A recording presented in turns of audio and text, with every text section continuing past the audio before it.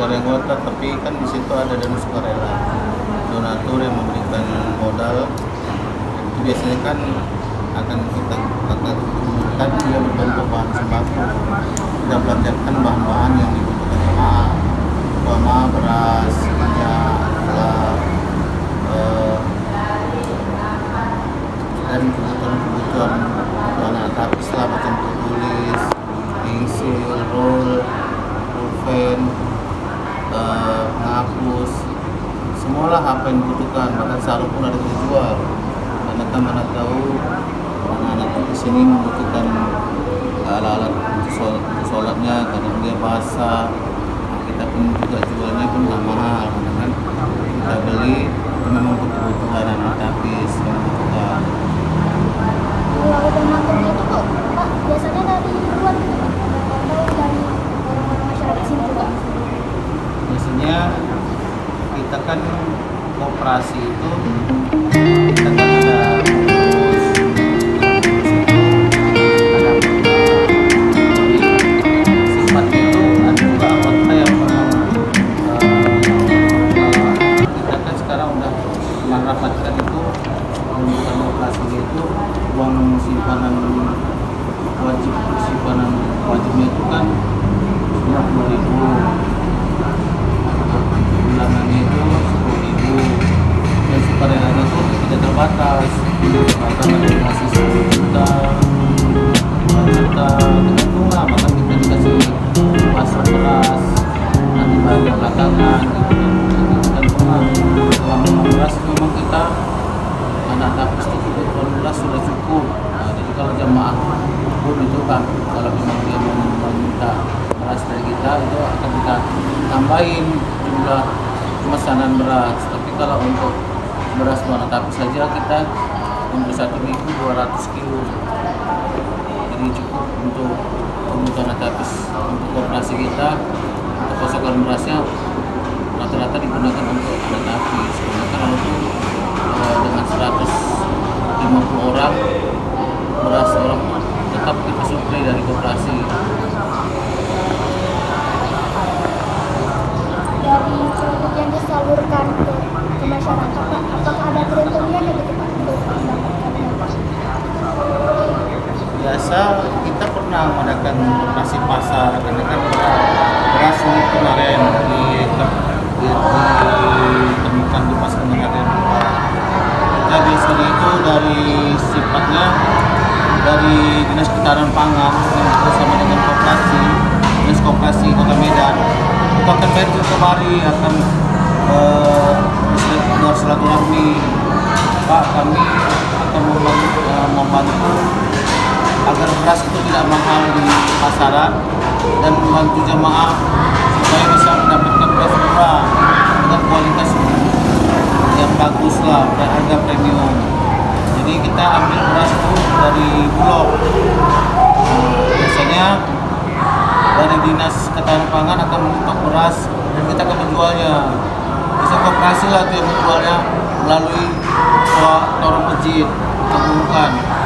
Ini ada harga beras murah dengan harga 10.000. Dari 10.000 itu 1 kilo kita mendapatkan fee dari 1 kilo itu 200 perak. Jadi yang 200 perak itulah kita gunakan untuk dana alokasi penimbangan beli apa namanya plastik. Jadi membantu masyarakat juga. Kalau harga di luar kan 13 ribuan, kita bisa jual sini 10.000. Jadi kemarin itu kita udah kalau nggak salah sekitar hampir 16 ton kita jual beras tersebut dengan harga 10.000 per kilo, dan lumayan juga membantu karena harga beras di pasaran itu di Kediri rata-rata 13.000 ke atas. Jadi orang terbantu kali dengan harga beras yang kita jual melalui pasar murah. Semua beras dari yang kita pasarkan dari beras kita, Bulog, beras SHP, bukan yang memang dari Bulog semua, tanpanan. Jadi mudah-mudahan kemarin pun juga sempat kita jual minyak dengan harga murah. Cuman itulah karena stok dari Bulog juga terbatas, kita pun sekarang tidak perlu lagi karena memang harga beras tersebut memang sekarang agak mahal. Jadi sekarang aja yang beras Bulog di atas 10 ribuan, jadi sementara ini kita ambil karena harganya masih mahal.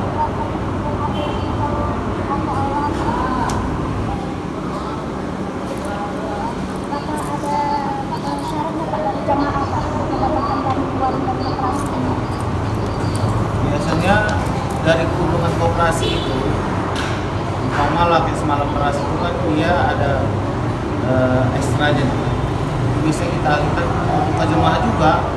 Jadi kita juga sifatnya mengajak juga. Jadi jemaah yang sungguhnya rajin itu kan diberikan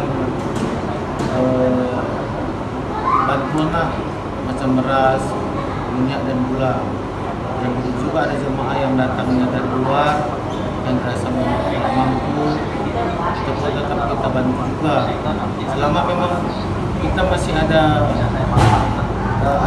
lebih dari gaji penjualan kita, jadi itu akan kita salurkan karena kan memang beras yang disalurkan itu kan memang umat, jadi kita akan prioritaskan untuk jemaah juga.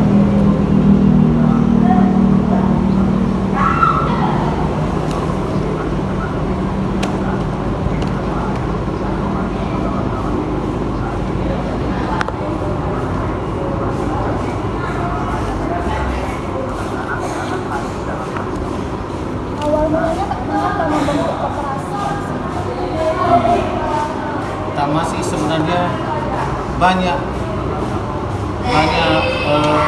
pertimbangan dan pemikiran dari pengurus. Kan banyak jamaah itu yang kesulitan, apalagi pas masa corona datang itu 2019, pada musim-musim Covid itu ada jemaah kita yang ada yang terdampak dari pekerjaannya, yang dia dipecat lah, di PHK, ada yang jualan pun mengalami kesusahan karena bahan makanan susah didapat, bahan-bahan yang mungkin tidak bagus. Itu kami punya pemikiran macam mana kalau kita gerakan ekonomi itu dari masjid. Sementara memang sudah kita gerakan itu siapa-siapa jemaah yang terdampak dari yang imbas dari COVID-19, ada yang sudah diisolasi mandiri, dia tak bisa ke masjid, dan kita akan masuk terus bantuan sembakonya di rumahnya berupa sabun, minyak, gula, pokoknya sampai perlengkapan tidur pun kami kasih kemarin, karena orang itu kan diisolasi mandiri. Jadi jemaah yang memang biasa kita sholat di masjid itu kan ada yang mengalami, ada terdampak, ada terpapar, itu semua insya Allah kita cover. Itulah maka kemarin kami macam mana cara khususnya kami membentuk koperasi supaya ada semacam badan usaha. Jadi kan sumbangan itu bisa uang tunai, bisa berbentuk dengan bahan-bahan alat medis. Pada itu kita memang membutuhkan kali untuk koperasi itu, karena kalau ada koperasi macam mana kita mengapa orang itu kalau jemaah aja kan nanti dia ini tuh enak pada kalau melalui macam kayak koperasi kan dia menengok kalau anggotanya kita jalan di luar selama pengucapan. Jadi itulah untuk masalah kami membentuk macam mana berpikir juga kami macam mana pula kalau bisa dari macam ini ekonomi itu ada.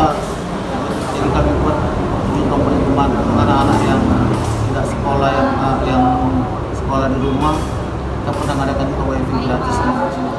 Jadi anak yang rumah belajar tidak ada paket, rumah tidak ada paket, kami sempat juga kami sama dengan Sumur dan Sumur bantu pakai wifi gratis. Alhamdulillah paket berjalan juga sampai sekarang. Terbantulah dengan ada dulu pesantren itu berasalnya asal gara-gara anak sekolah itu yang